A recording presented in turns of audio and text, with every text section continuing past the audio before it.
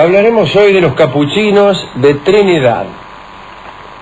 Al norte de Venezuela, sobre el delta del Orinoco, hay unas cuantas islas. Ahí están Guadalupe, ¿qué tal Guadalupe? La Dominica, la Martinica, Santa Lucía, Barbados, Trinidad y Tobago, bueno, Trinidad y Tobago. Contaremos algo que sucedió en Trinidad, que estaba bajo dominio español después de muchas disputas. Allá a fines del siglo XVII, Trinidad era una isla que no interesaba. Habían pasado por allí varias expediciones en busca del Dorado, pero no encontraron nada y se retiraron después de revolver un poco la tierra y entreverarse con las poblaciones indias. Los soldados españoles que cuidaban el lugar, solo por la prolijidad real, ¿no?, vivían como náufragos, únicamente preocupados por la supervivencia y mezclados con los indios arahuacas, que eran pacíficos. El reino, o sea, el rey de España, no enviaba ayuda. Llegó un momento en que ningún hombre ambicionaba ser gobernador. El Consejo, ningún hombre en España quería ser gobernador de ese lugar, ¿no? El Consejo de Indias se había presentado al rey los nombres de dos personas. Primero lo propusieron a don Lorenzo de Cienfuegos, y cuando le avisaron dijo, no voy allá, no quiso. Otro fue Francisco de Santillán, que también se negó a gobernar un lugar tan hostil, visitado muchas veces por bucaneros y por los indios caribes, que no eran tan pacíficos como los arahuacas, y tenían, según dicen, quizá para calumniarlos, tenían una dieta un poco peligrosa para sus vecinos. Es decir, se comían a estos. Nunca antes se había despreciado el nombramiento de gobernador para ninguna parte de América. Aparecieron entonces, sin embargo, quienes sí se interesaron por poner pie en la isla. Y eran unos monjes capuchinos que propusieron al rey evangelizar a los arahuacas y gestar allí en la isla una especie de teocracia. A falta de funcionarios reales, civiles, Trinidad iba a ser una extensión de la iglesia. Muy bien, al cabo de menos de un año de que se promulgara el decreto real para el establecimiento de una misión en Trinidad, llegaron hasta allí los primeros capuchinos, mozo. Pronto los capuchinos le escribieron al rey sobre los felices comienzos, la gran cosecha que podía esperarse y la multitud de almas que debían ser salvadas.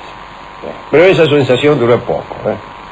Los misioneros empezaron a trabajar en la evangelización, pero no tenían muchos resultados. Parece que los arahuacas no se dejaban evangelizar ni a patada. En principio se morían de risa ante los procedimientos de los capuchinos y luego incluso repetían el rito casi como paso de comedia. Me los imagino a estos arahuacas, ¿no? Los misioneros pensaron que no tenían elementos para cautivar a estos indígenas.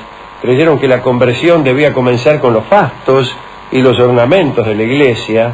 Les hacía falta una campana para llamar a la oración, también incensarios, candelabros, vasos para los óleos, velas, todas esas cosas que ayudan tanto a la conversión de un indio arahuaca.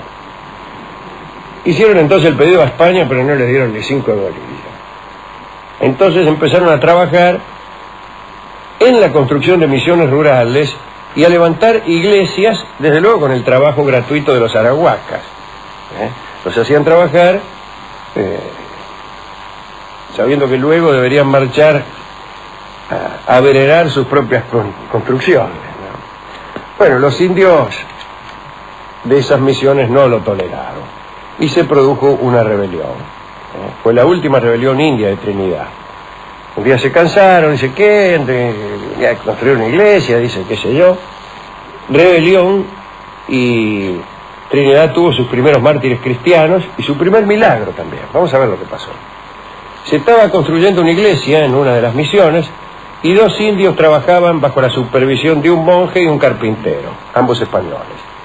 Los indios no entendían algunas explicaciones y al monje le dio la impresión de que lo hacían a propósito, de que se hacían los duros de entendederas por jorobar.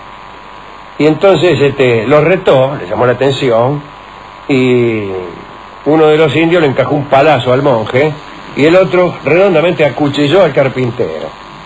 Y a continuación todos los indios que estaban supuestamente convertidos y bautizados, arremetieron contra los que habían venido a salvar su alma y los mataron. No quedó ni un misionero. Los enterraron a todos en los cimientos de la iglesia que estaba en construcción. 60 españoles que vivían en una fortificación cercana también fueron liquidados. Desde la Guayana, que era una gobernación vecina, no pudieron enviar ayuda inmediatamente.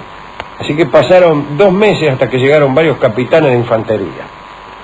Los indios rebeldes fueron empujados hacia el mar.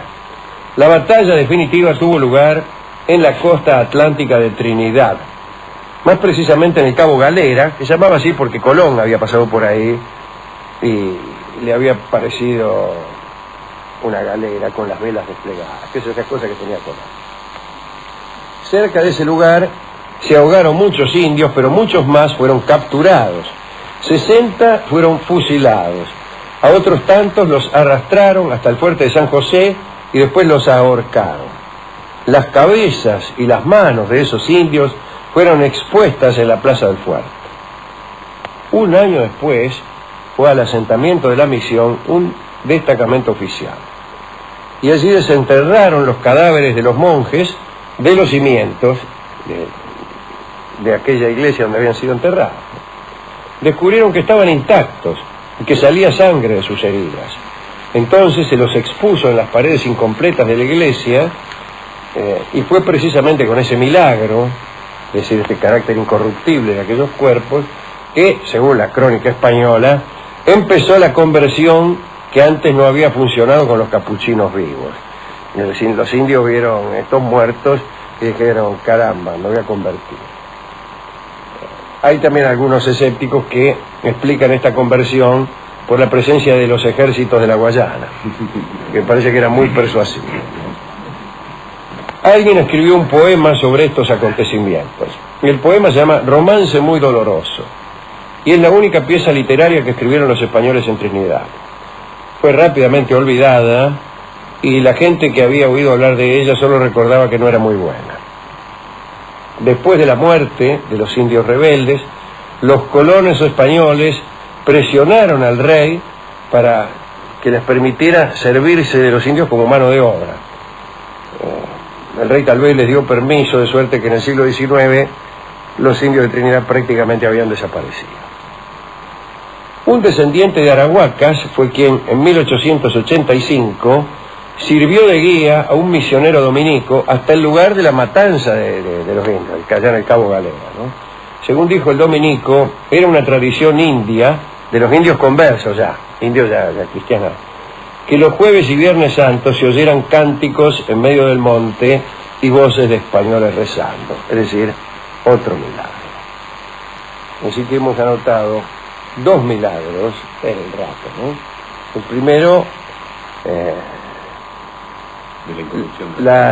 Claro, la conservación de los cadáveres enterrados en aquella iglesia incompleta, y la posterior conversión de los indios, la automática conversión de los indios al ver los cadáveres, aunque la conversión no es un milagro. El milagro, pues, cualquiera se puede convertir, ¿no? Imagínense. El milagro es que los cuerpos permanezcan incorruptos. El segundo milagro es que los jueves y viernes santos se escuchen cánticos en medio del monte y voces de españoles rezando.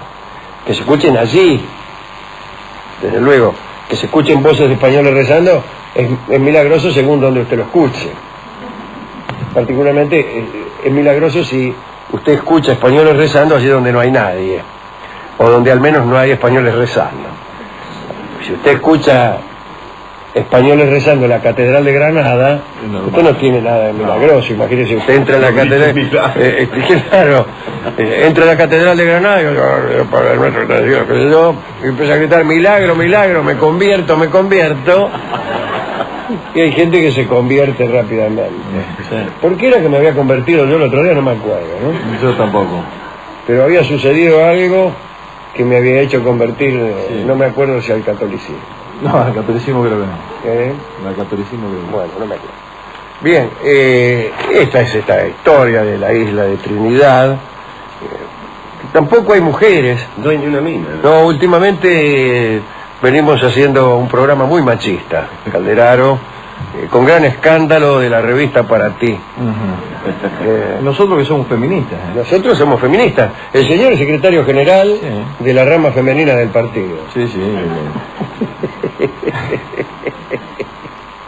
El partido. Bien. Hemos resuelto, ya que de Trinidad no tenemos muchas relaciones con Trinidad, utilizar un vals venezolano que no queda lejos. Nos gustan que son muy lindos, ¿sí? Así que escucharemos el vals número 4 de Antonio Lauro, el vals venezolano número 4, en la versión de Alan Holzman en guitarra, vals que Lauro compuso seguramente pensando en aquellos milagros de la isla de Trinidad. Adelante, Holzman, por favor, poco alemán, ¿no?